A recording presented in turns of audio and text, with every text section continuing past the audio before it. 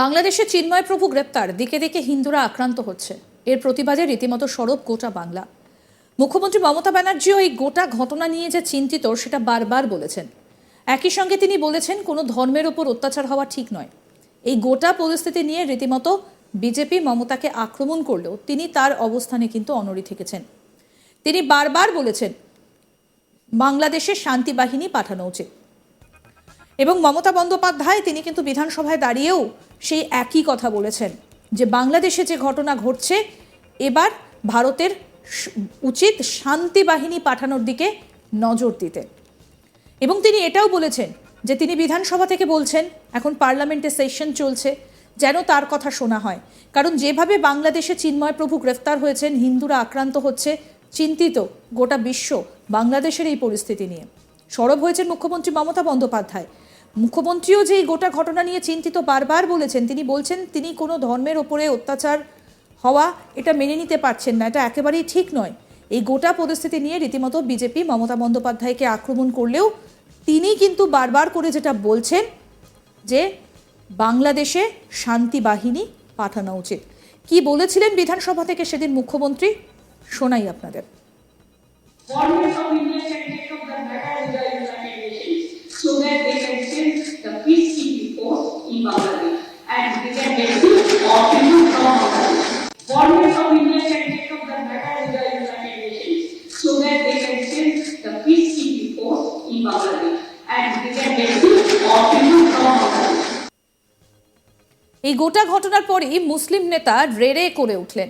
বাংলাদেশের ইউনূস সরকারের একের পর এক উপদেষ্টা ভারতের বিরুদ্ধে যে মন্তব্য করে যাচ্ছেন তা শুনলে মাথা গরম হয়ে যাবে।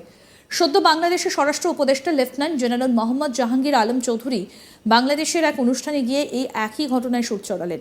জাহাঙ্গীর আলম বলেন ভারতের সংখ্যালঘু নির্যাতন হচ্ছে, সেজন্য বোধহয় তিনি ওর দেশে শান্তিরক্ষা বাহিনী চাইতে গিয়ে ভুলে বাংলাদেশ বলে ফেলেছেন। এমনই এক কটাক্ষে তিনি বাংলার মুখ্যমন্ত্রীকে বিঁধেছেন। কি বলছেন উপদেষ্টা মোহাম্মদ জাহাঙ্গীর আলম চৌধুরী, শোনাবো আপনাদের। না, কোনো ধরনের উদ্বেগজনক আশঙ্কা নেই। কোনো যুদ্ধ ওরা বাদ যুদ্ধ করে যাচ্ছে। আপনারা এটার প্রতিবাদ করবেন এবং আপনারা যে সত্যি ঘটনাটা আপনারা প্রকাশ করবেন। তবে ওদের সেই সময় ওদের মুখে চুলকালি পড়বে যে ওরা যে মিথ্যা ঘটনাটা প্রকাশ করতেছে এইটা জনগণ এবং বিশ্ব মিডিয়াও এটা অ্যাকসেপ্ট করবে না। আমার মনে হয় ওনার দেশে শান্তিরক্ষী বাহিনী প্রয়োজন। ওই জন্যই উনি বলছে যে ওনার দেশেরটার জন্যই মনে আমাদেরটা ভুলে উনি বুঝলে পারলে যে বাংলাদেশে দরকার। ওনার দেশে শান্তিরক্ষী বাহিনী এখন প্রয়োজন। ওনার দেশে দেখেন না যে ইসেরা এই কি বলে সংখ্যালঘুরা কীভাবে অত্যাচারিত হচ্ছে। ওই জন্যই মনে হয় উনি ওনার দেশের জন্যই মনে হয় ওইটা চাচ্ছে। আমাদের সার্বভৌমত্ব কোনো হুমকির মুখে নেই, কোনো ধরনের আমরা হুমকির মুখে নেই। আমরা সব একসাথে হয়ে এটার এই যে ওদের যে মিডিয়ার প্রচারণা আমরা প্রতিবাদ করব। মানে শুনলেন তো ভারত বিরোধী সুর। 3 দিন আগের সুরেই এদিন তিনি ভারতের বিরুদ্ধে সরব হন, কিন্তু সেই ঘুরিয়ে ফিরিয়ে একই কথা বললেন। তিনি বলেন ওরা বাকযুদ্ধ করে যাচ্ছে, আমরা সত্য ঘটনা প্রকাশের মাধ্যমে এর প্রতিবাদ করে যাব। এই মিথ্যা তথ্য ছড়ানোর জন্য একসময় তাদের মুখেই চুনকালি পড়বে। আর কি বললেন মোহাম্মদ জাহাঙ্গীর আলম চৌধুরী, সেটাও শুনুন। সীমান্ত অন্যান্য সময়ের মতোই একই অবস্থা চলছে। তো আপনারা জানেন যে ভারতীয় মিডিয়া অপপ্রচার চালাচ্ছে, এরা বাংলাদেশ সম্বন্ধে অপপ্রচার চালাচ্ছে। এটার জবাব কিন্তু আপনারাই দিতে পারেন সত্যি ঘটনা প্রকাশ করে। এটা ভারতের একটা কি বলবো মানে এইরকম একটা নগণ্য প্রচার, একটা মিথ্যা প্রচার, এটা অন্য দেশের প্রতি যে করতে পারে এটা শুধু ভারতীয় মিডিয়াই পারে, অন্য কোনো দেশের মিডিয়া মনে হয় এরকম পারে না।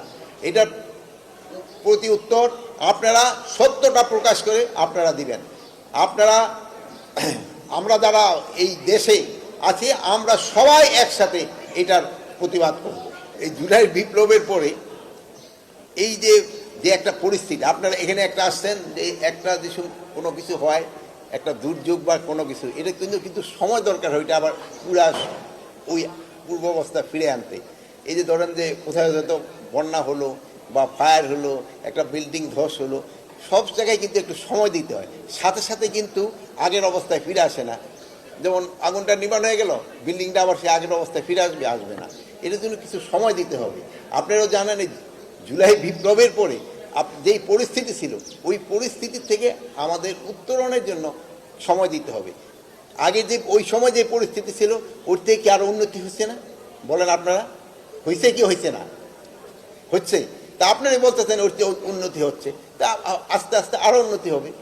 আমরা যেসব সব একসাথে হব সেসব ডেফিনেটলি এটা একটা ইতিবাচক প্রভাব হবে। আপনারা দেখেন যে অনেক সময় ভাইরা যে সময় একটু থাকে, আবার একসাথে যেসব সব হয়ে যায়, এটাতে খুবই একটা ইতিবাচক দিক।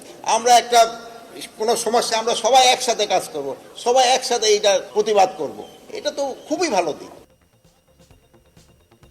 বাংলাদেশে হিন্দুরা এখন বিপদে, ভারতের তরফে অনেকেই প্রতিবাদে গর্জে উঠেছে। এদিকে ইউনূসের একাধিক মন্ত্রী যখন ভারতের বিরুদ্ধে সরব, তখন দফায় দফায় সে দেশে ঐক্য ইস্যুতে নানান মহলের সঙ্গে বৈঠক করে যাচ্ছেন মোহাম্মদ ইউনূস। কিন্তু সে যাই হোক না কেন, শুভেন্দু অধিকারী কিন্তু যা হুঙ্কার ছাড়ছেন তাতে চারিদিকে চাপে পড়ে গিয়েছে বাংলাদেশ।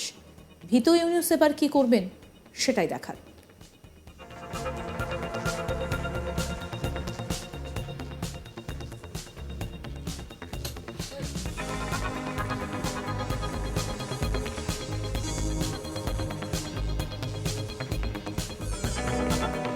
বাংলাদেশে এই মুহূর্তে যে পরিস্থিতি, রীতিমতো বেছে বেছে হিন্দুদের বাড়িতে আঘাত করা হচ্ছে। সুনামগঞ্জের ছবি এই মুহূর্তে আপনাদেরকে দেখাচ্ছি, কি লুটপাট চালানো হয়েছে সেখানে। বাংলাদেশে হিন্দুদের বাড়িতে হামলার পর এই ছবি, এবং এইভাবেই লুটপাট চালানো হচ্ছে, হিন্দুরা আক্রান্ত হচ্ছে। এর প্রতিবাদে রীতিমতো সরব গোটা বাংলা। মুখ্যমন্ত্রী মমতা ব্যানার্জি ওই গোটা ঘটনা নিয়ে চিন্তিত, তিনি সেটা বারবার বলছেন। একই সঙ্গে তিনি বলছেন কোনো ধর্মের ওপর অত্যাচার হওয়া ঠিক নয়। এই গোটা পরিস্থিতি নিয়ে রীতিমতো বিজেপি মমতা বন্দ্যোপাধ্যায়কে আক্রমণ করলেও তিনি তার অবস্থানে কিন্তু অনড়ই থাকছেন। কি বলেছিলেন সেদিন বিধানসভা থেকে মুখ্যমন্ত্রী, আসুন শোনাই। Government of India can take up the matter with the United Nations so that they can send the peacekeeping force in Bangladesh and they can rescue all people from Bangladesh. এই গোটা ঘটনার পরে মুসলিম নেতা রীতিমতো রেড়ে করে উঠলেন। বাংলাদেশের ইউনূস সরকারের একের পর এক উপদেষ্টা ভারতের বিরুদ্ধে যে মন্তব্য করে যাচ্ছেন, শুনলে মাথা গরম হয়ে যাবে। কি বলছেন জেনারেল মোহাম্মদ জাহাঙ্গীর আলম চৌধুরী, শুনুন। না, কোনো ধরনের উদ্বেগজনক আশঙ্কা নেই। কোনো যুদ্ধ, ওরা বাদ যুদ্ধ করে যাচ্ছে। আপনারা এটার প্রতিবাদ করবেন এবং আপনারা যে সত্যি ঘটনাটা আপনারা প্রকাশ করবেন। তবে ওদের সেই সময় ওদের মুখে চুলকানি পড়বে যে ওরা যে মিথ্যা ঘটনাটা প্রকাশ করতেছে, এইটা জনগণ এবং বিশ্ব মিডিয়াও এটা অ্যাকসেপ্ট করবে না। আমার মনে হয় ওনার দেশে শান্তিরক্ষী বাহিনী প্রয়োজন। আরও আপডেট পেতে দেখতে থাকুন আজ তাক বাংলা, সাবস্ক্রাইব করুন।